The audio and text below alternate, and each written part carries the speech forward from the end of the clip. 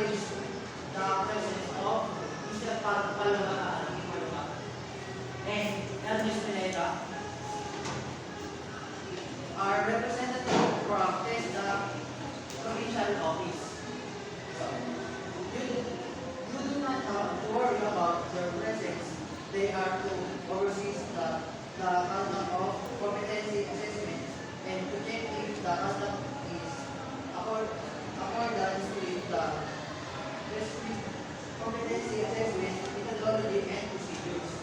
They will not assess you, so don't worry about them. So before I start, let me first take your attendance today.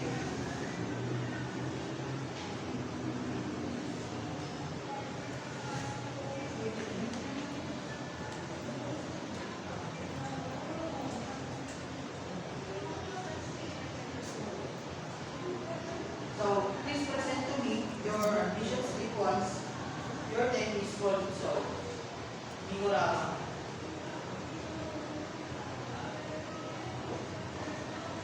And Mr. Lloyd Tantusones.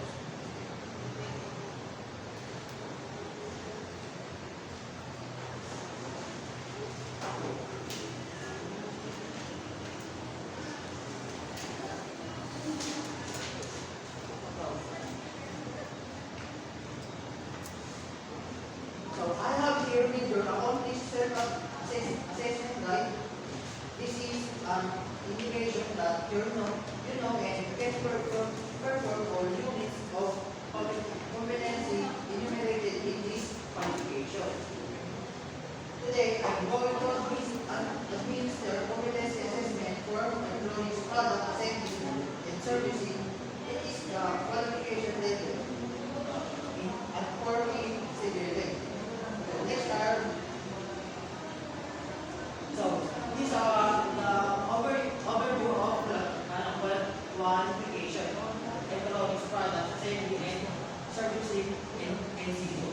EPAS is a test qualification that equips learners with the knowledge and skills needed to assemble, test, maintain, and prepare consumer electronic products and systems. This qualification prefers individuals who handle common electronics work such as assembling circuit, building, troubleshooting components, performing soldering, and ensure proper operation of electronic gadgets and devices.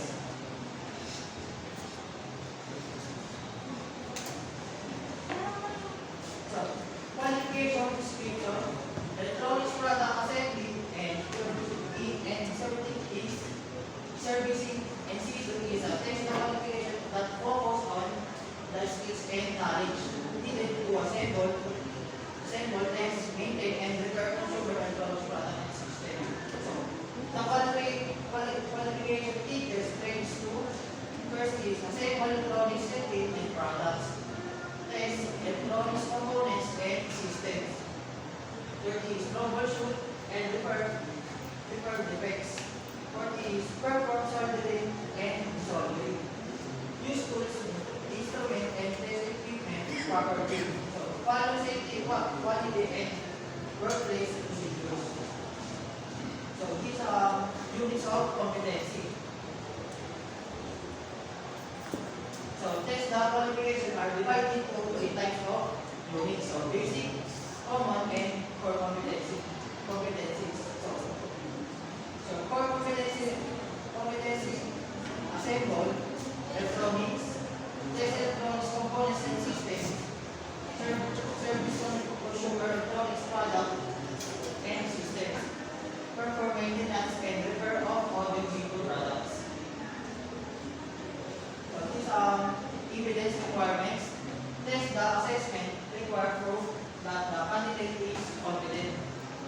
Evidence can be collected through hands-on demonstration, written test, or interview. So, this assessment and assessment procedure. First is briefing and instruction. So, show the tools, equipment, and materials to be used, clarify the type allotment for each other. Competency demonstration, practical assessment, candidates perform tasks based on the package.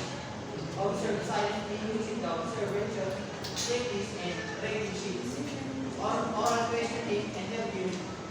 Ask questions to confirm understanding of safety procedures, troubleshooting logical alternative methods, workplace practices, and written examination. So, assessment finalization, determine if the candidate is competent or not, get competent, uncompetent. So, feedbacking, documentation, and insurance operations, inclusions in the cars of candidate sign the results and attendance sheet. Submit all documents to the test assessment center under documents confidentially and secure. So these are the assessment rules and policies. First is integrity and fairness. So no coaching, no training, no bias, same instruction for all candidates. And second is confidentiality, keep results private. Do not discuss candidates' performance with other candidates. Third is unauthorized assistance. Candidates must perform tasks independently. So fourth is compliance with Title 2. So no extension unless for power outage or emergency. So fifth is professional conduct. Treat all candidates with respect and favoritism. Number 6 is ground for termination. Unsafe behavior, violation of rules, dishonesty or cheating.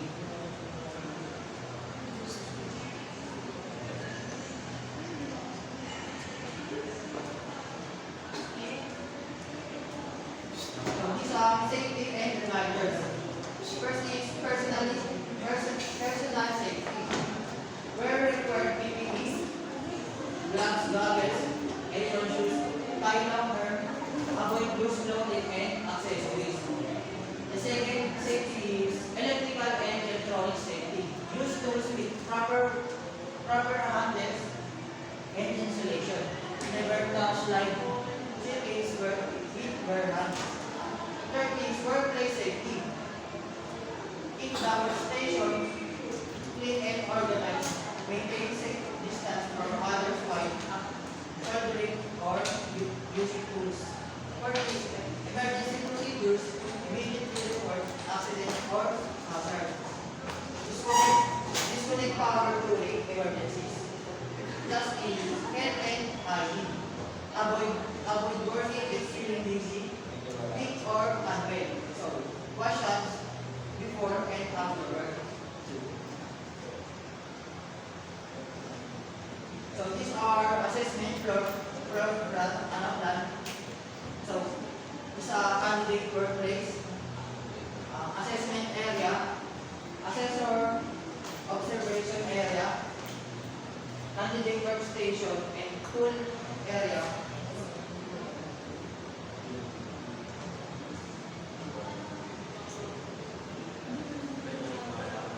So I will now distribute the competency assessment of given sheets or tasks.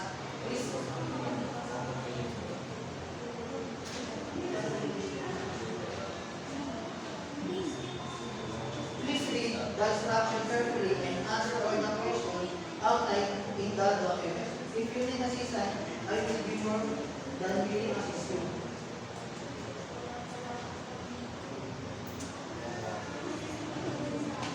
So let's start the assessment activity. So, sira ang sutra.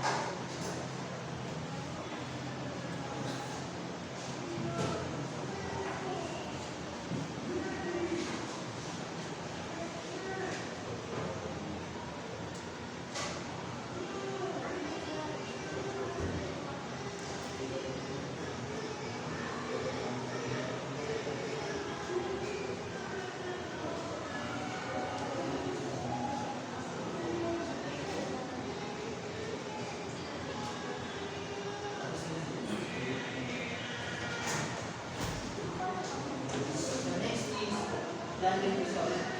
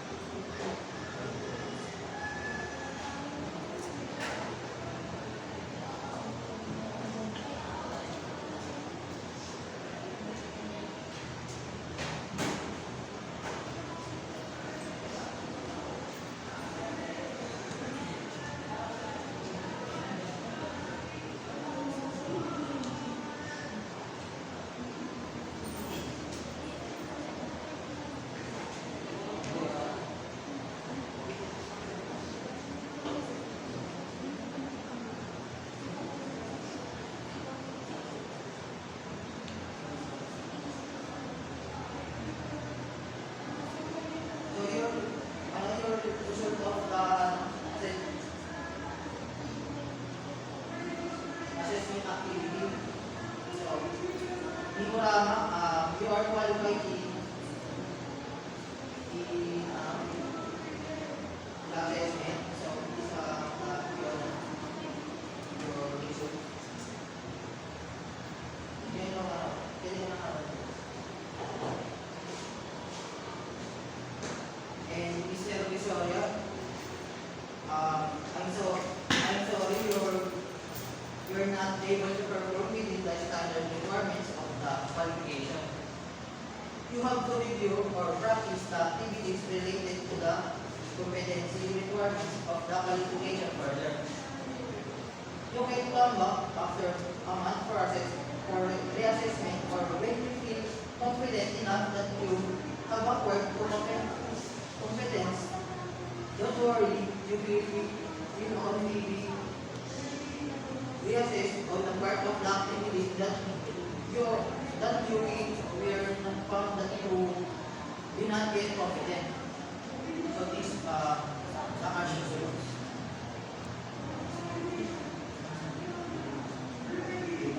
So thank you to all candidates for your active participation, professionalism, and dedication throughout this assessment examination. Your effort and